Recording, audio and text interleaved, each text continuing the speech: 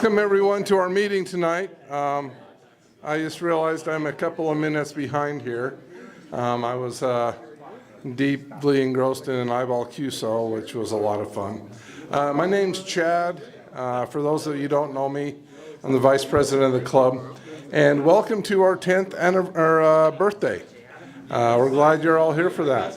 I understand there's some cake out in the hall. If you want some cake, but do not bring it in here, okay? Eat it outside. So we will go ahead and continue with our eyeball QSOs for another 10 minutes or so. Then we'll get things kicked off.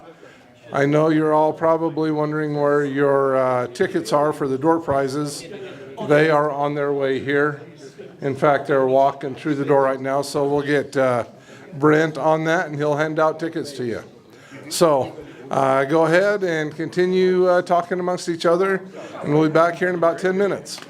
All right, we'll go ahead and get the meeting started. We'll turn some time over to Carl Pokris to announce some of our upcoming events.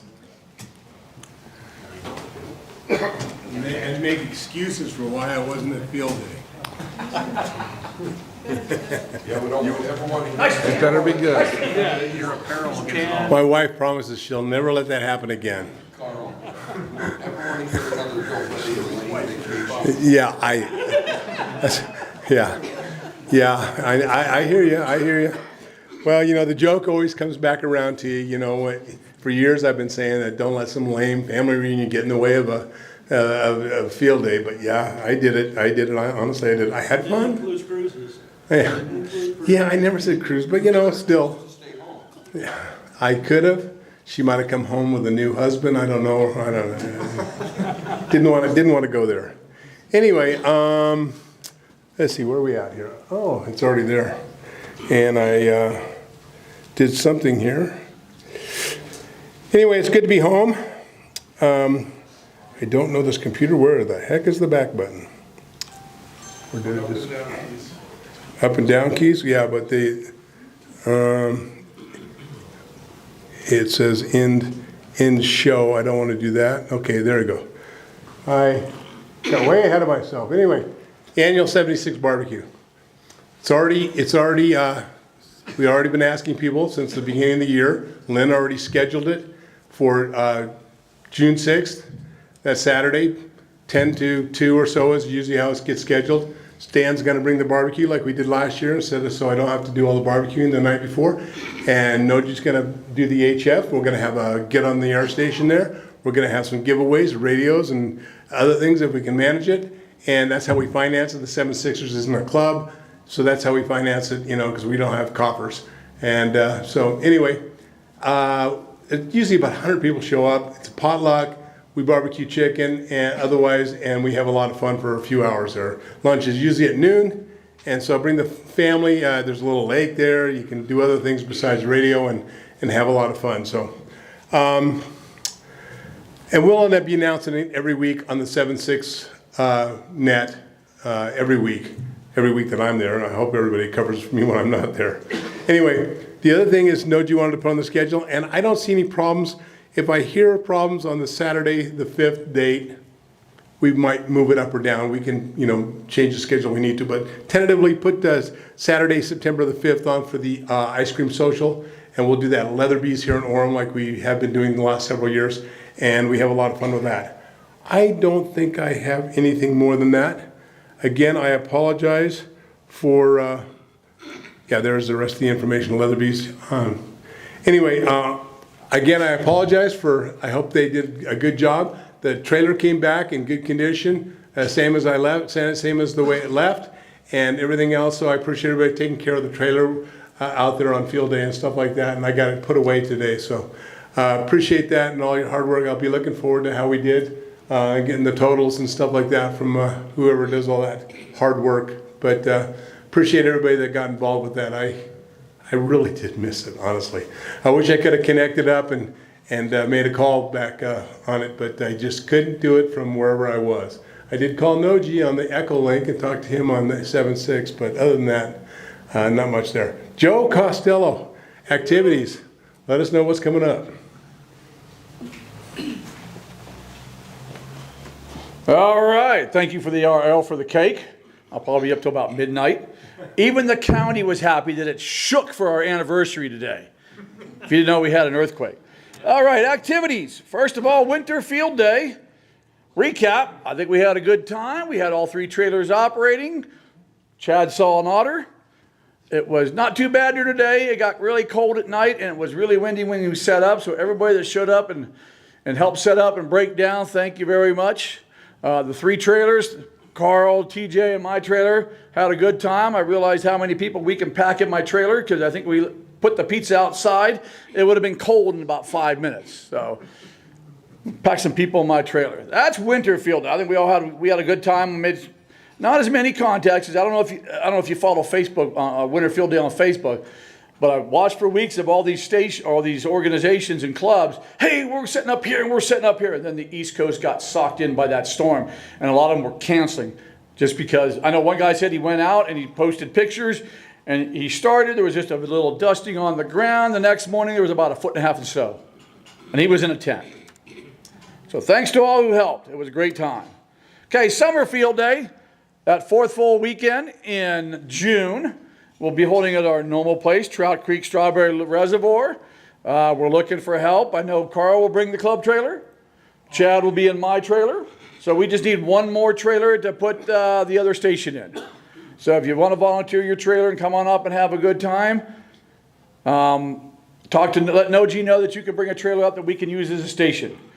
The meal for this year, we're making tacos. Yes, sir. Saturday is the 27th and Sunday is the 29th. Because somebody else made the slide. 28. Yeah, 28th. I'm not going to change it. But I'm going up about the Thursday the week before, so I'll be up there the weekend before and all that week. So if you want to come up and bring your trailers and get a nice parking spot, place to put your trailer, there will be security up there. I know Carl comes up on Monday. I like to go up early and set up my antennas and radios and make some contacts from up there. And then this last year, same day I showed up, 4 other people showed up, and we all put up antennas, and we were interfering with each other. So it was a good time. All right, Gavin. I don't think Gavin does this anymore. Do we have anybody that does service? Yeah, I can do that. That's you. Oh, there we go. I will tell you, this is not Gavin.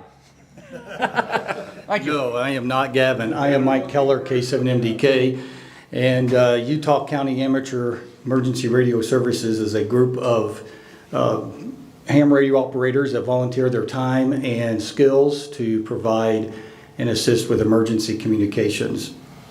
In addition to that, we also provide communication links for special events like parades and marathons and carnivals and other activities. And we also have times where we can have training sessions and activities so that our members are proficient communicators. And so we'd like to invite you to join our team. It's easy to do that. You can just go to our website, which you see up there, ucares.org. And on the home page, you'll see a blue tab there just that says Become a Member. Tap on that, and it'll take you about 5 minutes of that to fill out the form. Once you fill out that form, then we'll have your information. We'll put that on our email list, and we'll send you emails so that you can be informed with activities and different events that we're involved in. So I'll be here a little bit after the meeting. If you have any questions, let me know. And then do we hit the up button, down button? How about that? Sean?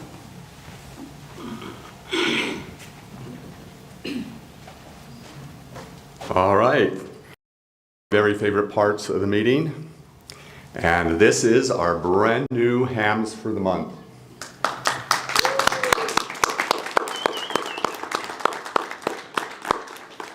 Okay, do we have any of our brand new hams here tonight? Oh my goodness, this is the first time we've had no new hams. Well, let's give them one more hand.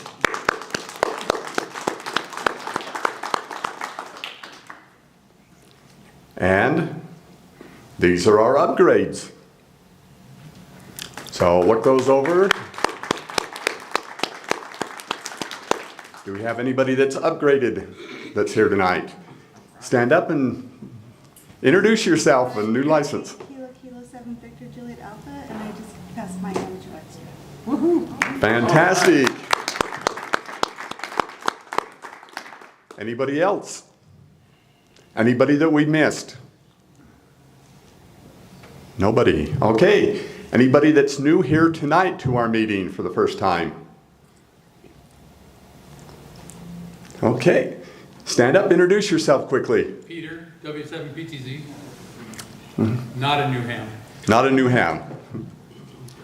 Brent, N7TOT Extra. Well, welcome and thank you for being here.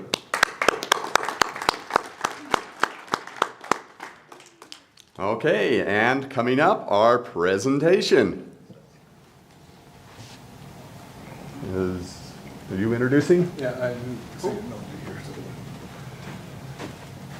We are really excited to have Scott here with us tonight. It's been fun getting to know Scott over the last, little over a year that he's been coming down and visiting with us. So, and we're excited to have his presentation tonight. Scott is super active in a lot of different aspects of radio. And ask him about doing POTA and things like that. And you'll have a great conversation with him. But let's give a big round of applause for Scott, and let's bring him up here. Thank you very, very much. And thank you so much for that introduction. Before I launch into my presentation tonight, I've asked Jerry to join me. Jerry and I both work for the Utah section of the ARRL. And as you heard, our section manager and also representing our section staff were pleased to bring some cake to celebrate your 10th anniversary tonight. But we'd also like to ask Noji to come up here for a second. Where is he? He's avoiding the meeting. Of course he is. Well, I can't say I blame him. I was wearing my Hawaiian shirt, so okay. Well, it's going to be on. Hawaiian Christmas shirt. Yeah. So on behalf of the Utah ARRL section, I bring a certificate of recognition proudly presented to Utah Valley Amateur Radio Club in celebration of 10 years of service to the amateur radio community, signed by Brett Pruitt, our section manager. And for those who do CW, it appropriately says ARL 46. Thank you. Hold it up.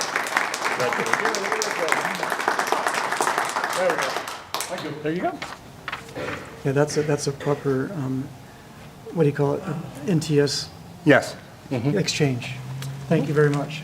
thank you. So as Chad mentioned, I was here about a year ago, actually last May, I believe, and made probably my first presentation after having become a ham radio operator, and I've been doing it now for about 4 years. And I have to say, and most of you know this already, this is one fun hobby. But the other thing that you'll learn is there's about 1,000 rabbit holes that you can go down, whatever your particular interest is. Chad mentioned a couple of mine. I love POTA. I love DXing from home. That is trying to chase international stations on my HF radio. And that has led me to tonight's presentation. So let me start by asking a question. By a show of hands, how many of you have seen or been tempted by ads of a free tower? Take it down and it's yours, right? I see a couple, I see several, okay. I was tempted by one of those a few years ago too. And I found one, I identified it, and I was looking forward to bringing it home. Let's just say it didn't work out. But I'm getting ahead of myself. So let me ask another question. Why in the world would anybody want a tower? Any guesses? Height is might. I'm sorry? Height is might. Height is might. Anybody else? Bragging rights. Bragging rights, okay. Really hate your neighbors. Piss them off. If you really want to piss off your neighbors, it could work, but it's a bad excuse. Okay? Height is might. Height is everything. If you want to hear, I'm sorry? Great place to hang multiple antennas. Great place to hang multiple antennas. Good answer. Height is might. The higher you get, the better you can hear, and the better people can hear you. Okay? Especially on the HF bands. Now, I'm sorry to say that this topic requires a little bit of background. Nothing's easy these days, right? Back in the 1980s, the ARRL petitioned the FCC to create a rule that would prevent communities from banning ham radio towers. And they won.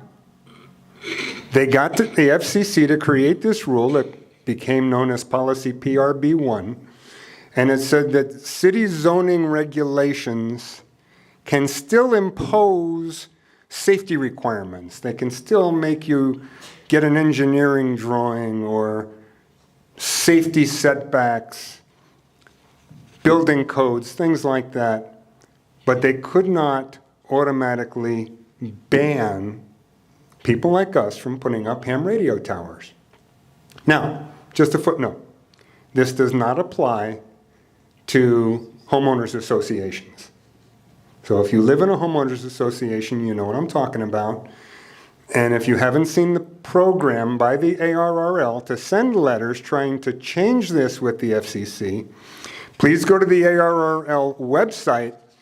It's a simple click, put in your name and call sign, and they will send the letters for you to your elected officials. Okay. So you want to put up an antenna. Way up. Where do you start? Whoops. Getting ahead of myself. None of you will be surprised that Noji wrote an article on putting up a tower. It was in the February newsletter for your club last year. Unfortunately, it came out after my tower project, so it didn't help me. And it was only a one-page summary. And to be fair, you can only scratch the surface in one page. But it's a good introduction. But if you're really serious, I recommend this book. It's called Up the Tower, and it's a couple of 100 pages long. I read it at least twice, cover to cover. And I probably still miss some stuff. My presentation tonight is going to be somewhere between Noji's one-pager and this book, with a whole lot more commentary that I hope will help you understand the process. Now, it's one thing to dream about putting up a tower, and a whole nother thing to do it. I happen to be married, so the first step for me was getting permission from my boss, my wife. But before I was going to take on that challenge, because this was not going to be a small or a short discussion, before I did that, I wanted to see if my city would actually let me do it. So I checked the city codes online, and I read through them. Now, I'm not a lawyer. I've been accused of it, but I'm not a lawyer. And it looked to me like the city, and I live in Salt Lake City proper. It looked to me like Salt Lake would approve it. But I went another step, and I went to City Hall. And I met with the zoning department. And I asked them if I was reading the zoning codes correctly, and they said, yes, I was. But they said I would need both a building permit and an electrical permit. Oh, and by the way, I would need an engineering package with complete engineering plans for my installation. Now, I know what many of you are thinking. the last thing you're going to do is be caught dead talking to your building department, right? I know. Hams are allergic to pulling permits. I get that. I happen to take a different approach. I get a permit for everything. And the reason I do that is because of my homeowner's insurance. God forbid I have a claim on my homeowner's insurance, and I've had several over the years, unfortunately. I don't want to give the insurance company any reason to either disallow my claim or cancel my insurance because I didn't get permits for work done on the house. So I realize I'm the exception to the rule, but I'm telling you up front my approach to construction projects at my home. By the way, if you live in a residential area, it's a really good idea to talk to your neighbors. And if they get on board, or you can at least explain to them what you're doing in advance of a 30 or a 40 or a 50-foot tower showing up in the neighborhood, that would be a really good thing. Be a good neighbor. It's worth it in the long run. I talked to one of my across the street neighbors who's a retired physician, and he said, Scott, he said, do you mean that if things go down, you can actually still talk to somebody? I said, yeah. He said, I'm all for it. So you might be surprised by the reception you get, but talk to your neighbors. Now, I have to give a cautionary tale. And I'm not going to use any names because I don't know them. But I know a story of a Utah County ham who invested a heck of a lot of money to put a tower in at his home.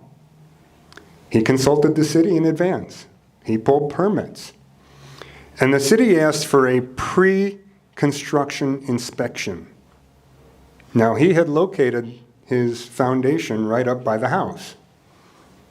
And the inspector said, no, you have to move it at least 10 feet from the house. He did what he was told. Lo and behold, he put the tower in, and somebody didn't like it. Upon final inspection, what was discovered was that when he put his antenna on the top of the tower, it now swung over the sidewalk and the park strip, AKA the public right-of-way. And the city said, you can't do that. There's a couple of morals to this story. Number one, inspectors are human. They make mistakes. Unfortunately, there's nothing you can do if they make a mistake. They're actually protected. You can't go after the city, you can't go after the inspector. The other moral is know the building code at least as well as the inspector does, preferably better. Now, during this process, I found two other hams in my neighborhood, both of whom had put up towers. And like good Elmers, they were more than happy to have me over and tell me about their experience, what they had done, what they had installed, the antennas they were using, and the challenges that they have. So, armed with all of this information, I went to work on my wife.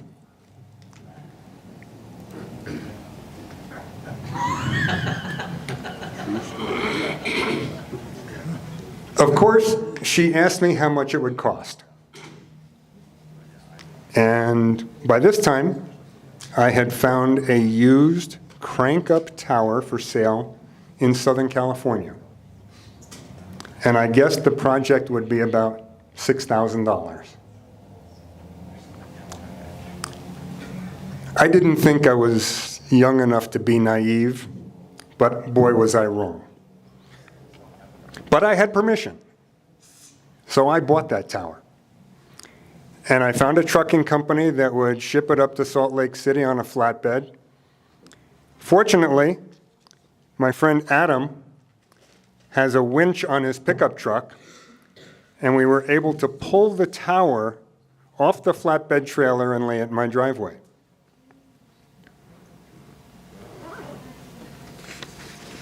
The cost of the tower, new stainless steel cables. If I was buying a new tower, I at least wanted new cables on it. Remember, this is a crank up. And the shipment was $5,500. So I wasn't going to hit that $6,000 number, no way, no how. Now, I told you I needed an engineering package. So I contacted the tower manufacturer, and sure enough, they would sell me a complete engineering package, including all of the specs for the foundation, the rebar cage that had to go in the foundation, et cetera, for $350 with a Utah engineer seal on the package, which is what the city wanted. By the way, $350 is a steal. They make out because they sell it over and over and over again. I make out because they didn't have to hire an engineer and start from scratch. They already had done the work. Now, if I was a younger man, I might have tried to dig the hole by myself. 4.5 feet by 4.5 feet by 6.5 feet deep. But I'm not. So I started looking for a contractor who would excavate, build the rebar cage, and pour the concrete, all according to the manufacturer's engineering plans. Surprisingly, to me, this was the single most expensive part of the project. That's why you want to do it by yourself if you can. I had quotes as high as $12,000 just for the foundation. Yeah, I agree. Fortunately, I found somebody to do it for half that. And it only took them 2 days. Now, in that center picture, well, I guess this picture to the right, you see those 3 nubs sticking up? Those are anchor bolts. And I'm gonna talk to you a little bit more about those anchor bolts. But those are 1 inch in diameter and 30 inches long. I'm going to tell you a story about those in a few minutes. Obviously, this is the guy tamping down the dirt at the bottom of the hole. To the right of that is the rebar cage, which they built and put in the hole. That is the poured foundation. So now it was time to figure out how to move that tower from my driveway onto the foundation. Now the distance was only about 150 feet as the crow flies. But there was an incline, there was curbing, there was a steel fence, there was a grove of scrub oak trees, all between the street and that foundation. Fortunately, I have a friend who used to own a sign company, and his grandson still drives the boom truck. Frankly, I expected this part to be easy. This is the boom truck at the curb picking up the tower. The middle picture is from across the street, so you can kind of see all of the trees that it had to go over. Unfortunately, this particular boom truck was not rated to lift 700 pounds over 20 foot of trees and extend 75 feet all the way to my foundation. And again, I was expecting this to be the easy part, so I didn't call any friends to help me with this. The boom truck driver and I actually had to call my wife outside, and she had to help us jerry-rig this thing And we finally got it onto the foundation base, but it was some effort.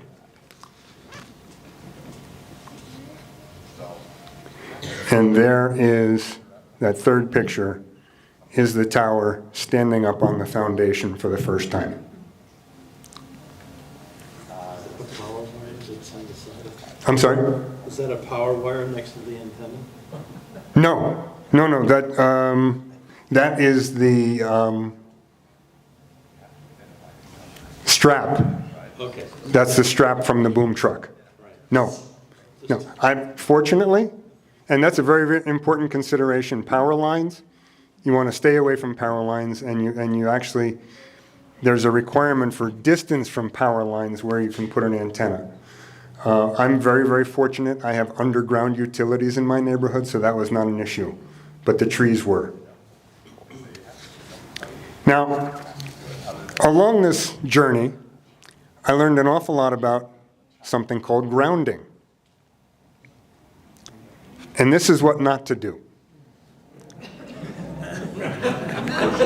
PVC makes a really, really bad grounding material. This, however, is what the grounding system looks like.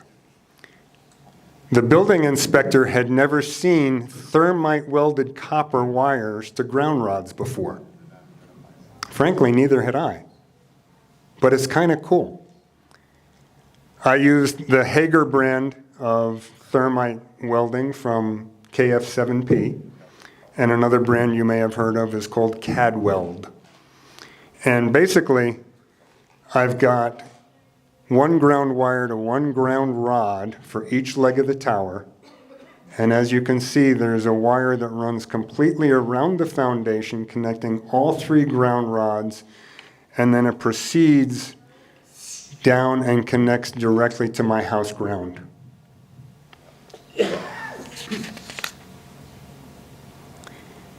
Now, one of the more fun parts of this project was I got to research antennas. Gosh, there's so many choices. And I ended up with a multi-band wire antenna that's called a spider beam. Now, it's made in Germany. It's very similar to a hex beam, if you're familiar with that. This happens to be a 5-band wire antenna. And it's made in Germany, but sold through a US distributor. And this picture on the left is basically how it came. Those are all the pieces. All of the wires are on those two black spools. And they were all pre-cut. Had to make something easy in this project. I assembled the antenna in my driveway. It's very, very difficult to see, but there's two crossed main beams. Those are fiberglass beams. They're about 33 feet across. And then the wires run across and between those crosses. The boom truck came back, and this time I had help. Fortunately, it was easier this time. Although it took about 5 guys to carry that antenna out of my driveway into the street, once we got it to the street, it was easy. You can see it being picked up here in front of my street, and on that far right picture, you can see a couple of guys who are lowering that antenna right into the mast, into the, through the thrust bearing and into the rotor at the top of the mast.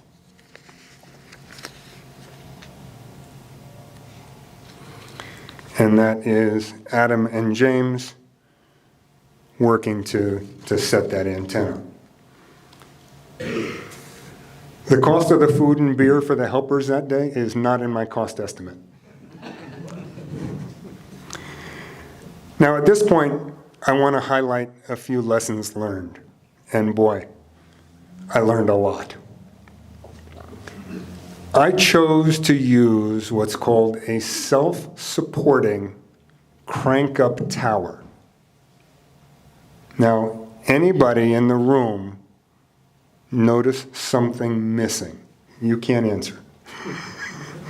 Anybody else? Anybody notice? Yes, Carl? There are no guy wires. Exactly right. And frankly, having a self-supporting crank-up tower saved me a lot of aggravation of trying to figure out where to put the guy wires, where somebody wouldn't trip on them, and more concrete in the ground to secure them. Now, the antenna that I chose is very light. It weighs 25 pounds. The mast weighs more than the antenna. So things like maximum weight, wind load, and wind area, which are typical considerations for bigger antennas, didn't even come into my calculations, and they were not serious design issues. I bought a used Ham 4 rotor, and I had it refurbished back in New Jersey. But unfortunately, as most of you know, MFJ is no longer in business. So getting parts for that rotor is going to be very difficult going forward. Hopefully it lasts a while. Now, I mentioned to you the anchor bolts.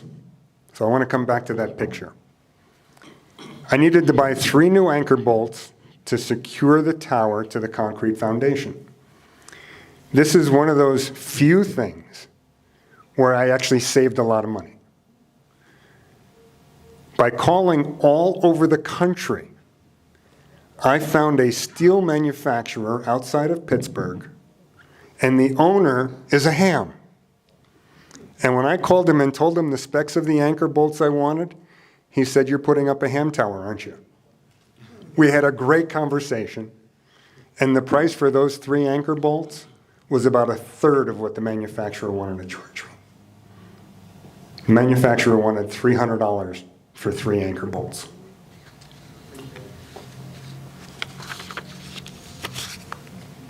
Now, as you saw, the spider beam is made up of those 2 big fiberglass crosses.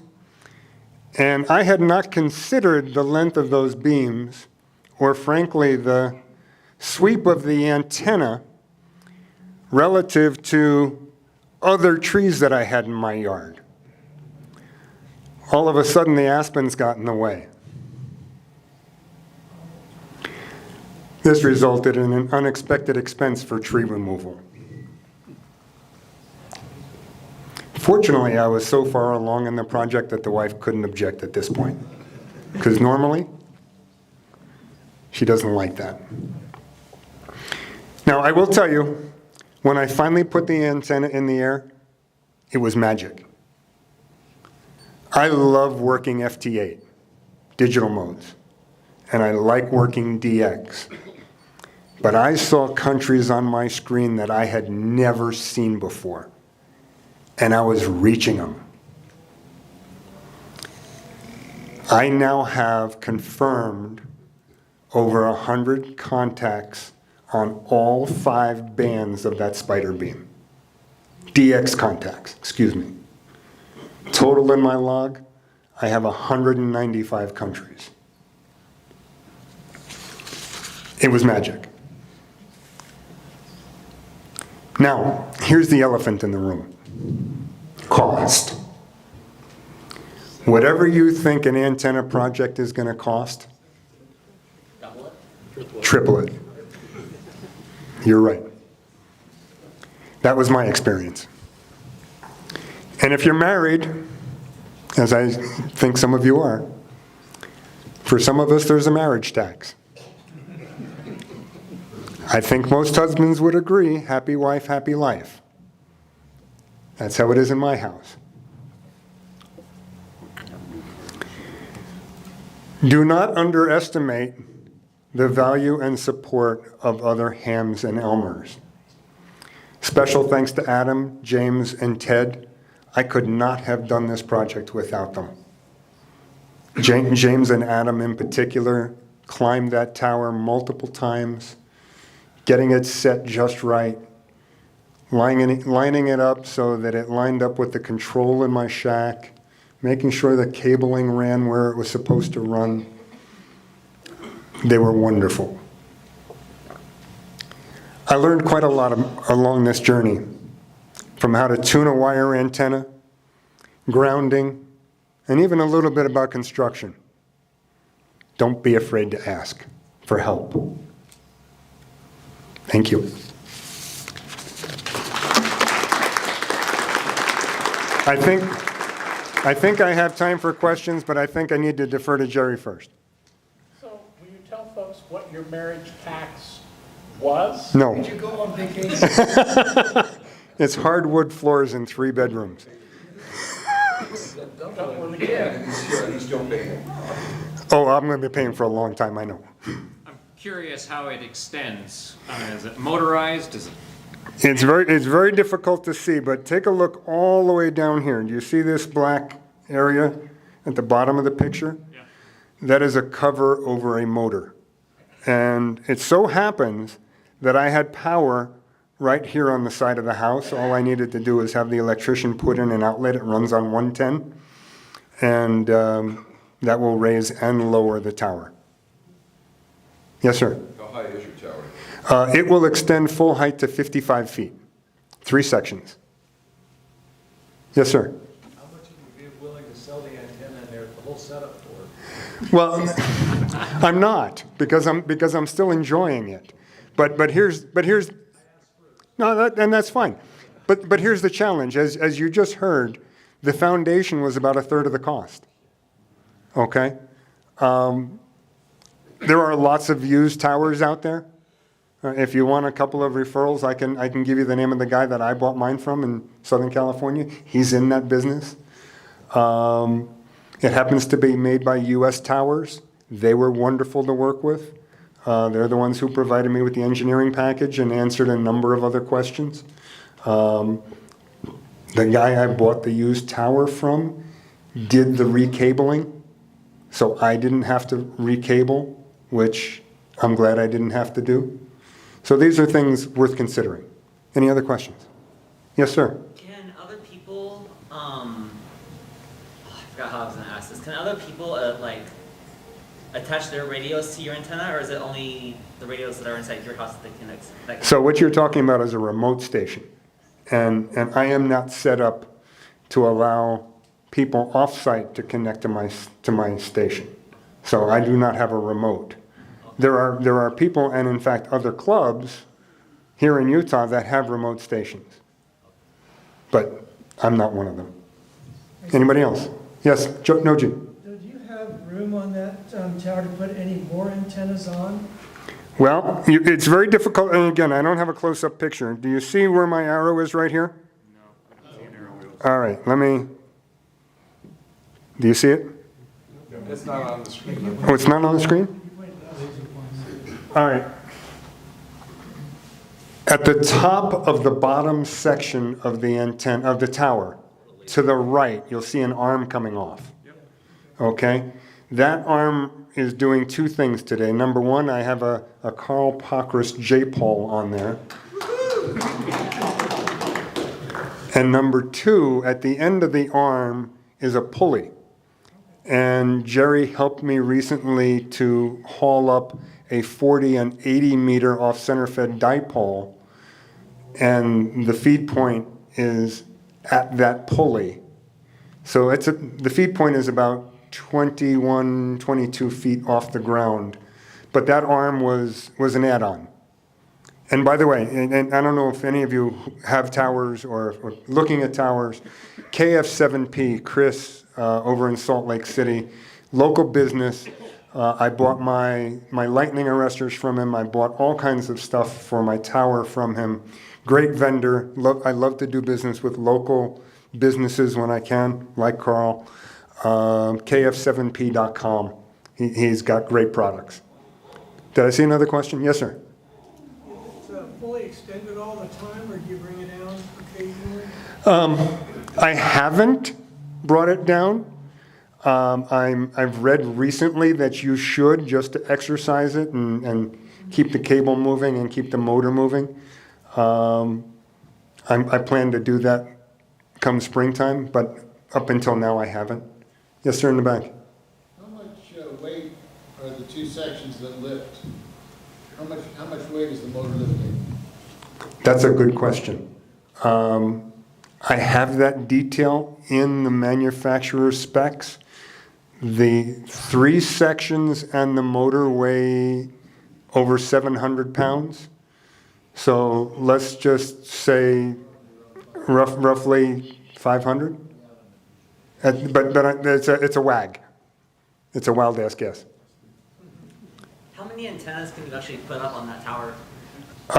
It's not limited by the tower. It's limited by the mast.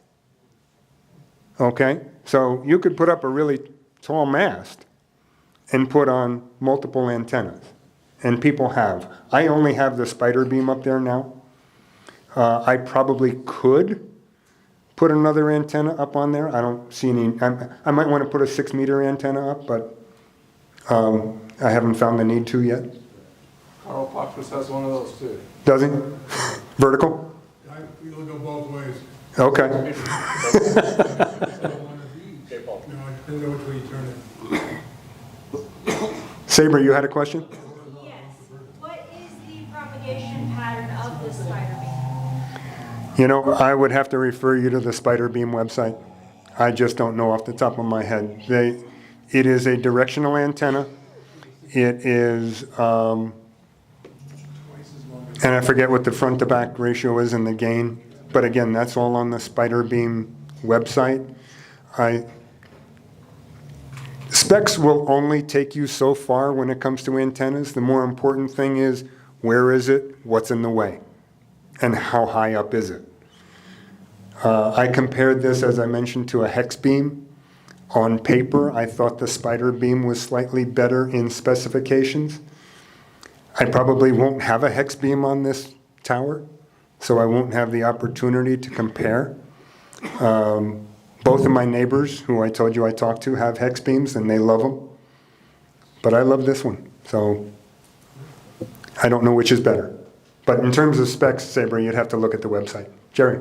What's your elevation of your house, property? At my house, I'm about 1,000 feet above the Salt Lake Valley floor. I'm at 5,300 feet. That's the base of my tower. But if you see in this picture, see that hill behind me? That goes way up behind my house. That's actually the Bonneville Shoreline Trail on top of that hill. Any other questions? You've been wonderful to have me back. Thank you very, very much. I look forward to coming back again.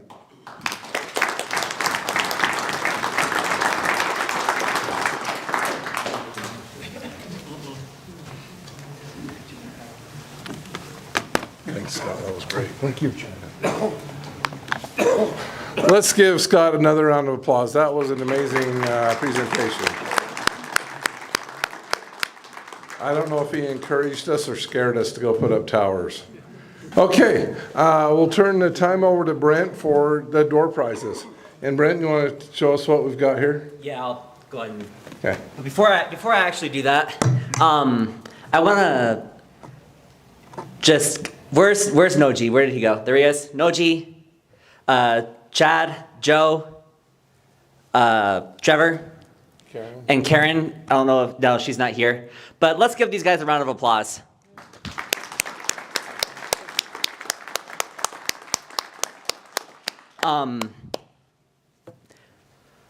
I've known Noji for a long time, and I'm sorry. I have seen him give literally the shirt off his back. There's nothing that this man will not do to help other people.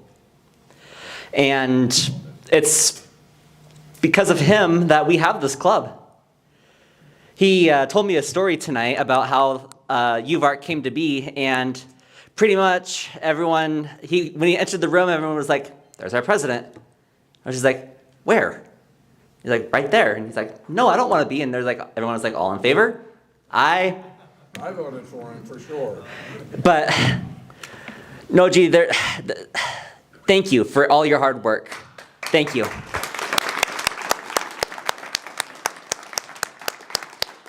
And well, Chad, you're vice president because we don't have a choice. We need to have a vice president, you know.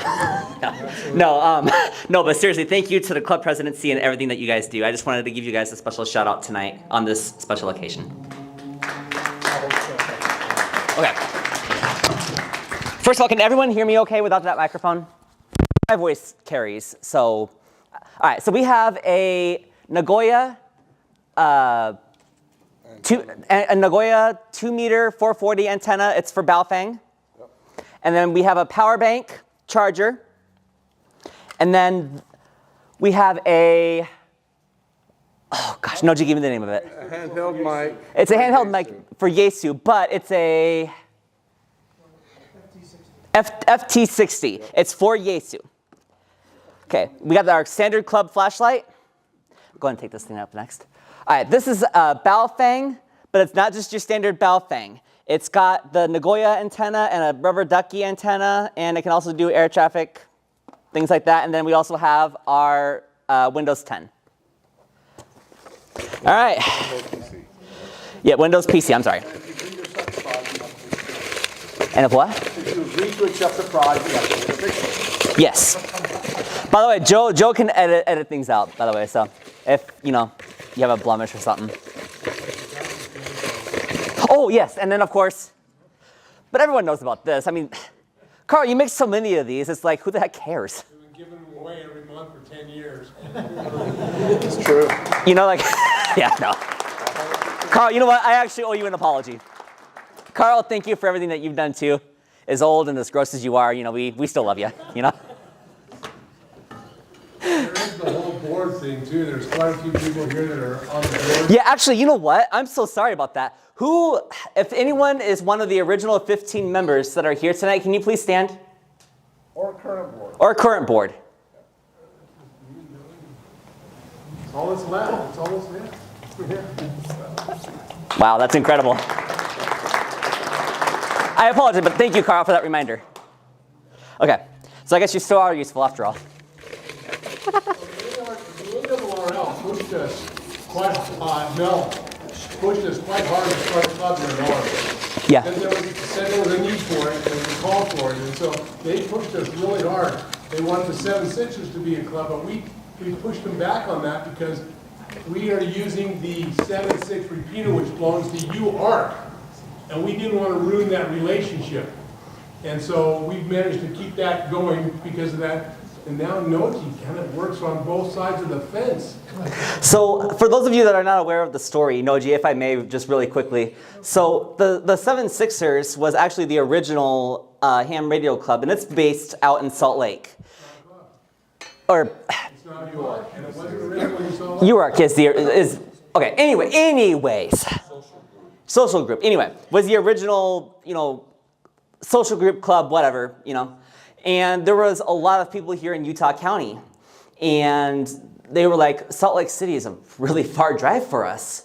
And Noji and a group of 15 people had the idea of, well, what if we just separated from the 7-6ers and created our own club? And long story short, at one of the 7-6ers meetings, Noji got together with a couple of the club presidencies and said, well, hey, how would you guys feel if we started a club for Utah County?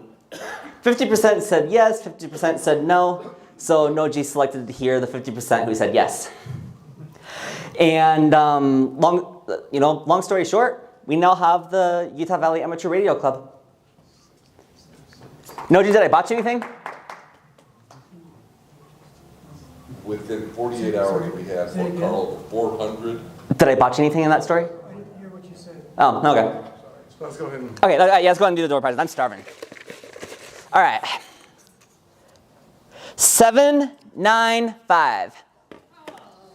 795. All right. All right, Steve. Steve.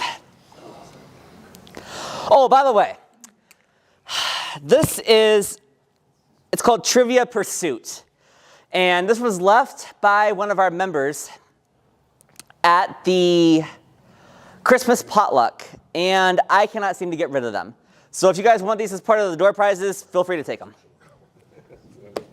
It's a cheap one. All right, stay here. Come on, hold up. Smile. There we go. Good. All right. 764.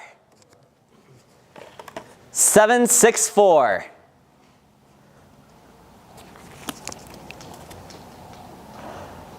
Oh, yeah, 764. Anyone?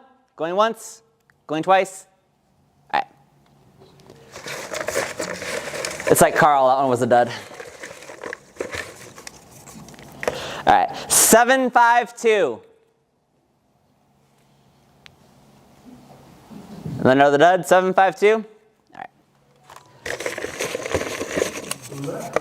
729. 17, okay, there we go. There's the stuff for the. Thank you. Or the power bank. There you go. Okay, go get the picture. Okay, hold up. What you got? There we go. Thank you. 736.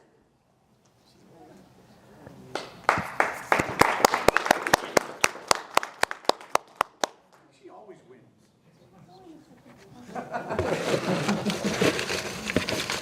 If you want to, you can take that box and just kind of hit him over the head with it. That's what I would do. All right, hold up. Show us. There we go. All right. There we go. Thank you. 788. All right.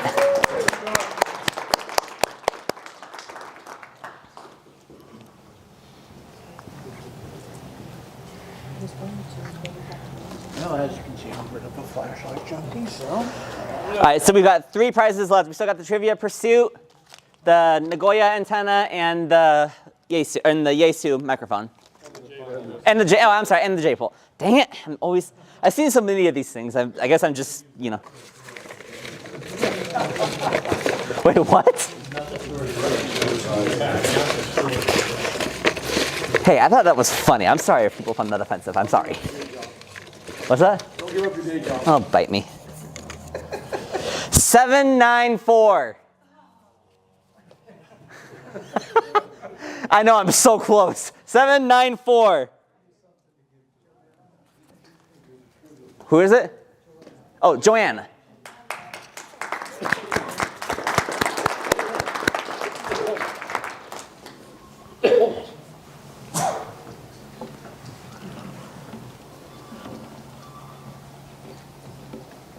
What did Cliff want this time?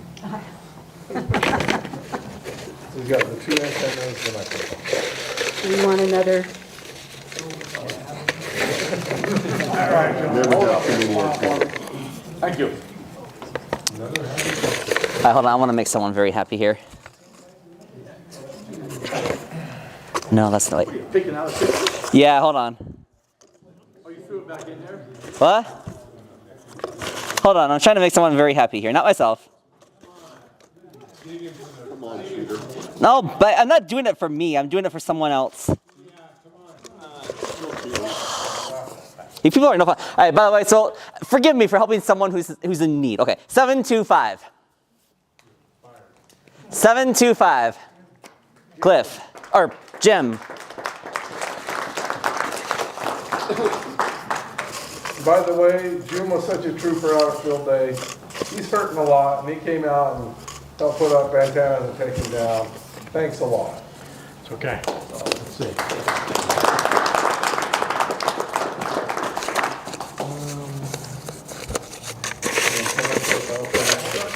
All right, then the Yaesu mic is going to 721. Okay. All right. By the way, does anyone want the Trivia Pursuit? Anyone? Give it away. All right, look here, hold up. Am I seriously going to be stuck with this thing forever? Yes. They're coming out with that structure fire in your jokes. If you want to get with Brent after the meeting. If what? I just told them to get with you if they want the cards. Yeah, if you guys want these Trivia Pursuit cards. All right, that brings us to the end of our meeting. I wanted to once again thank Scott and Jerry for coming down representing the ARRL for us tonight and bringing us a cake. Thank you very much for supporting the club, all of you.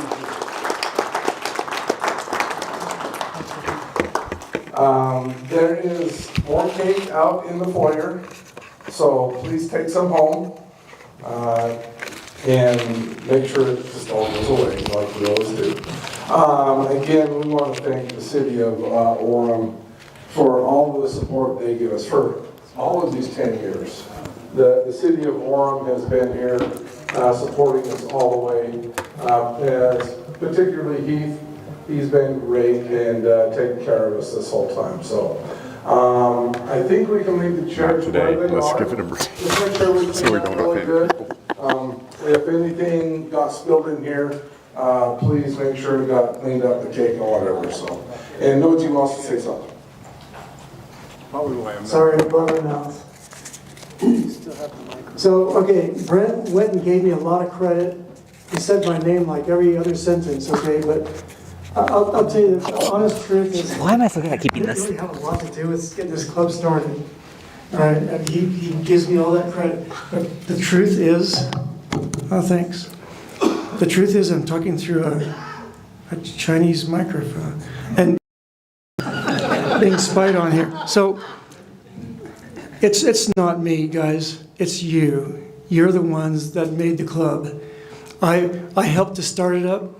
Carl helped to start it up. Chad did a humongous amount of work to get this thing going. Jody was there. He did a tremendous job. And as a matter of fact, Jody's wife was there at the beginning as well. My wife was there. And a lot of you guys were there. And I just want to say thank you for 10 great years. And I'll back off from this microphone because of the feedback. But thank you so much. It's you, not me. And anyway, turn the time back over to Chad. Thanks. Noji's right. All of the things that we do, all the field days, all of the events we do, the park ham fair that we do, it's all you guys. And you guys make it easy for us to do. And we really do appreciate you. All right, that is the end of the meeting. We are going to QSY over to Leatherby's.